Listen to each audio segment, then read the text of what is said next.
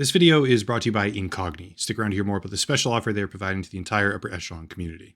Alright, so for years now, like 7 or 8 years actually, I've complained about the relative quality standards for AAA gaming across many different genres. But today, after a series of high-profile failures, stock price fluctuations, revenue downgrades, and now a very interesting analyst report about the state of video games in 2025, I want to make the argument that the quality isn't just bad, with major publishers chasing all the wrong trends. I want to make a case that the bubble itself has actually burst. It's a prediction, obviously, and I could be wrong, of course, but my view is that the overarching trends of the AAA video game market have finally reached a sort of inflection point where the unsustainable nature of their choices are now fully untenable. The way that these companies develop, market, and release major franchise titles no longer works, and the severity of failure that we see from major industry players will either dramatically increase or the entire ethos of their publishing structure will necessarily change. To make the case, I'm going to use roughly 5 different primary examples spread across 4 different major publishers, those being Sony, Ubisoft, Warner Bros., and EA, Electronic Arts, concluding with a hilariously out-of-touch analyst report indicating that what game makers appear to be hoping for is a normalization of higher price tags in an industry where the product that you get isn't even a product, often gets shut down, and never deserved the price tag it had in the first place. In summary, the AAA video game industry bubble has popped, in my view. Let's start with this. Suicide Squad Kill the Justice League. I've talked about this one before, so I'll be quick here, but Suicide Squad Kill the Justice League is an abject live service failure. Developed by Rocksteady under Warner Bros. As their publisher, the game utilized extremely well-known brand IP, which is a bit of a theme for the video. However, the final product was completely uninteresting. In terms of player traction, the game was an abject failure, and it wasn't long until Rocksteady announced that there would be no more future content ever developed. Keep in mind, the whole point of a live service game is the future content, because major publishers identified that a season pass kind of structure allowed them better ongoing monetization. That is, better monetization if you have a player base. For Suicide Squad, there was no player base, which led to the game being directly cited in the Warner Bros. First quarter 2024 earnings call as a primary factor behind a $200 million revenue drop for the company, compared to 1 year prior. I'm not entirely sure how much the game originally cost to make, but whatever the development price tag was, it was an example of shipping something that the players do not want. What's next? Well, next I want to talk about Ubisoft, because Ubisoft is probably the best example you could possibly ask for when it comes to failure in all of video game publishing. Setting aside the fact that the company's stock price has declined by like 90% since 2021 highs, and brushing past the part where they release blatantly mediocre products, like Skull and Bones, with the sheer hubris to then say it's some sort of quadruple A video game, Ubisoft has had a different project as well, called X-Defiant. X-Defiant, a first-person shooter that blends all sorts of different Ubisoft intellectual property together under one roof, wasn't even all that bad, but as a live service arena shooter, it was also just more of the same. It had players, sure, some of them, but not enough, at least not for Ubisoft. So in December of 2024, the announcement came through, X-Defiant would be discontinued from development. Now, remember, one of the bedrock defenses that publishers have often relied on for years now, justifying why it's okay to release broken, unfinished products that lack any sort of innovative or deserving content for the initial price tag, unless they're free to play, is because live service apparently means you'll get more later on. But what happens if later never comes? Hopefully the pattern is beginning to emerge. If it isn't, don't worry, because there's plenty more examples to draw from, such as Concord. Now, as a side note here, some people like to make broad sweeping accusations that some or all of these games failed because they're, quote, woke, unquote. But for me, that seems like a bit of a self-serving exaggeration in a lot of cases. Maybe that was a factor for some people, but these games failed because they didn't provide anything worth playing. They weren't necessarily bad games, but tell me why someone should play the game in the background right now when Overwatch exists, or Deadlock, or Valorant, or any number of other hero shooter type games. You can't, because it doesn't bring anything valuable to the table. The thing is, that wouldn't necessarily matter if Concord wasn't a $100 million product that supposedly took 8 years to make, and just a few weeks after it finally came out, the game gets shut down, because Sony had made a product that the market didn't want, yet again, and thus it was an unmitigated failure. Again, a lot of people like to claim that Concord failed because of contemporary politics, but for me it just seems more like the wrong product at the wrong time, which is kind of becoming a trend in the live service industry. Did somebody say data? Speaking of data, which is the new gold, today's video is made possible by Incogni, which is an online privacy and data protection service.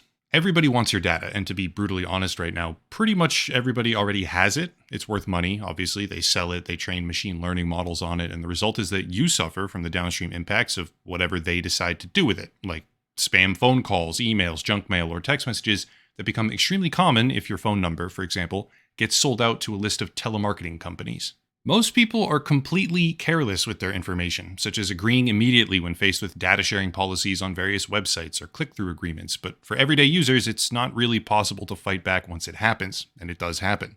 There are hundreds of these data brokers. Luckily, Incogni is designed to help you with this. I've used it myself, I paid for the service, as I do with all channel sponsors, and as a result, I'm happy to recommend them. The process is very easy. Sign up for the website, give them legal permission to work on your behalf, and let them know what specific information they'll be having removed. After that, they go to work, and that's it. Aggregating the service lets them streamline the process, and you'll see results pretty much immediately.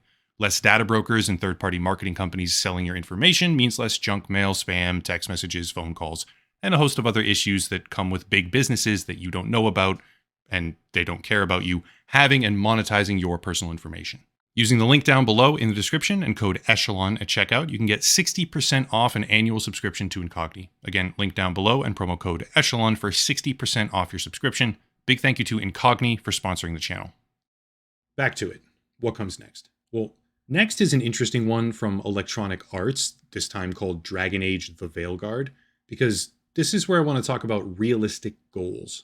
Dragon Age Veilguard, in my opinion at least, is just a straight up bad game. It's a betrayal of the original Dragon Age atmosphere, it's boring, it's arcadey, it's super cringe all the way through, and it's just not worth playing. However, the game apparently sold 1.5 million copies. According to the preliminary third quarter financials published by EA themselves, the game, quote, engaged approximately 1.5 million players during the quarter, down nearly 50% from the company's expectations, end quote, which contributed to a downward revision of their revenue targets, which in turn led to a massive decrease in their share price. Here's the kicker, Dragon Age Veilguard isn't a live service product, it's purely single player. But it used to be a live service, getting rebooted in 2021, 6 years after development started, as if you could possibly waste any more resources on a title like this, because EA got cold feet. That's a big deal, at least in my opinion, because pretty much everyone who played or especially reviewed the game commented on the fact that it still kind of felt like a live service, which leaves us in a really odd situation where 1.5 million players is somehow colossally disappointing. In a vacuum, 1.5 million sales of practically anything would be amazing. But when you spend 9 years making it, essentially making it twice at that if you think about the reboot, and God knows how much more on just a bloated marketing budget, suddenly an objectively successful product by itself becomes an alarming failure, after wasting however many tens or hundreds of millions of dollars making it. It's funny, or sad maybe, because not all studios are equal in this regard. Despite what I may think of Naughty Dog on a personal level, in 2023, they actually canceled a live service project called Last of Us Online. To be completely honest, that's one of the few live service products out there that I would have wanted to see completed. But the point is, they rightly identified that allocating all of their resources to this one project would probably lead to disaster. From their official announcement, quote, in ramping up to full production, the massive scope of our ambition became clear. To release and support The Last of Us Online, we'd have to put all of our studio resources behind supporting post-launch content for years to come, severely impacting development on future single-player games. So we had two paths in front of us, become a solely live service game studio, or continue to focus on single-player narrative games that have defined Naughty Dog's heritage, end quote. Like it or not, that is extremely self-aware, especially when you consider the fact that live service game failures have been outright crippling development studios left and right for the past couple of years.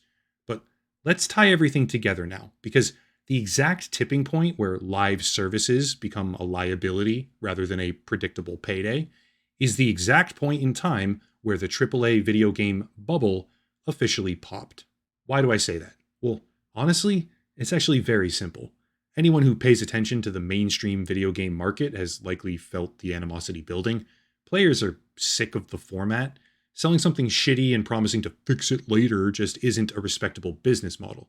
But even more importantly, selling something for $60 or $70 and then selling $80 or $100 worth of season passes and micro DLC and premium currency as you slowly drag your feet and sort of make it a good product over the span of 2 years, that's not any better at all. Compounding that problem is that these bloated, greedy companies have been monetizing so effectively with that strategy, their baseline profit levels are now completely unrealistic.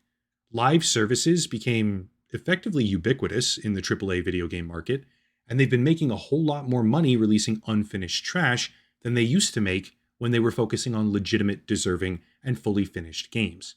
Now for the capstone, though.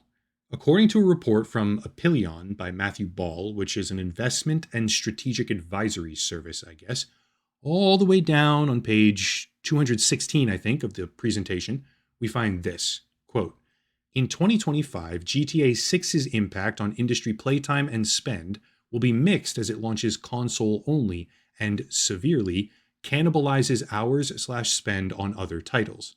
Further down, but some game makers hope GTA 6 will be priced at $80 to $100, breaking the $70 barrier and helping $50 titles move up to $60, $60 to do $70, $70 to $80, etc.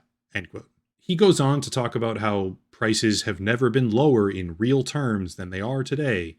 There's a reason for that, and they should be this low because when you make the shift from physical to digital, and then you go to your own proprietary storefront and you harvest more of the revenue, you're basically earning more despite the fact that there's inflation. So there's no excuse for raising the prices of video games, is what I'm saying. But that's a whole separate video I've done in the past. Anyway, I find this to be a perfect indication that the bubble has already popped.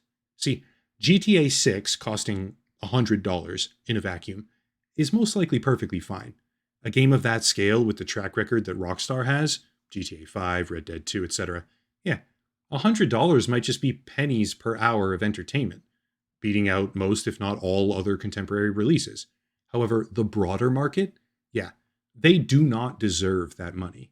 Major gaming publishers have been releasing absolute garbage, often so bad it gets canceled, recalled, or shelved within months, as they over-monetize that garbage, and when faced with a situation where the business model of live service is faltering, raising the prices on your customers to make up the shortfall of your own habitual failure isn't the solution. It's like the Titanic, but imagine if the captain grabbed the wheel and just steered it full tilt right into the iceberg because he's too stupid to realize that the ice doesn't give a shit how fancy the rich people's boat is. The AAA gaming bubble already popped because they've been squeezing their audience with scumbag tactics and trash tier products for years with no backup plan. Remember, there's an imperative here from the shareholders that they continue to make more money every single quarter like clockwork without fail. More, never less, not even the same, has to be more or it's failure. And if they don't do that, they get removed as leadership, right? That's when you see the CEO get purged or a new CTO or whatever, right? The board of directors becomes unhappy. But what happens when you can't make more money? Because no one wants what you're making, and what you were making was already so hyper calibrated to steal as much as you could get from the customers without deserving that money because you didn't make something that actually deserved the price tag. No version of reputable game ever will make up the difference to that. That's how a bubble pops, obviously, because you can't go up anymore. You destroyed your own credibility to a degree where you can only go down. Everyone's felt what I'm talking about here, if we're totally honest with each other. Games are just shit nowadays. Yeah, there's highlights, good ones here and there, and indie games that go above and beyond. Absolutely, for sure. But the AAA video game market is rightfully falling apart, in my view, because they just don't do good work anymore. They got lazy, they got greedy, they prioritize marketing and live service products above innovation, and it's completely disconnected. It's a bunch of people in suits that think like, oh, if we change the price tag, it's going to fix the problem where we're only getting 1.5 million copies sold. No, make a good game. Don't make cartoony, arcadey garbage that betrays the franchise history. Like, stop. It's insane to me. Eventually, the cycle comes crashing down on their heads, which I believe is now imminently happening, especially if they try to raise the prices. That is the most comedic thing about all of this. Raising prices on the same live service slop that the community is already openly rejecting doesn't save your business. It accelerates the pop of the bubble, which I think is here, and I'm not even slightly sad about it. Major publishers years ago, many years ago, identified that they could sell half-finished bullshit and monetize it every step of the way. Over time, people got sick of it. The market is crowded, the innovation is gone, and people are now much more risk-averse when it comes to buying something that might, with big air quotes, get better over time. Customer mentality changes. It's an ebb and flow, right? There's tides there. But what does not change are the greedy expectations of publishing companies, leaving them in a situation of their own design, by the way, where they can't make the money that they're expected to make, which leads, inexorably, to a crash. The AAA gaming bubble, as a result of live service fixation, has popped. That's it. If you want to support the channel, check out the links down below. Video sponsor, of course, Incogni, locals and Patreon for monthly subscriptions, channel memberships, merchandise, etc., a whole bunch of stuff. But I'll cut it there and stop rambling. As always, thank you all for watching. Question everything, and have a nice night.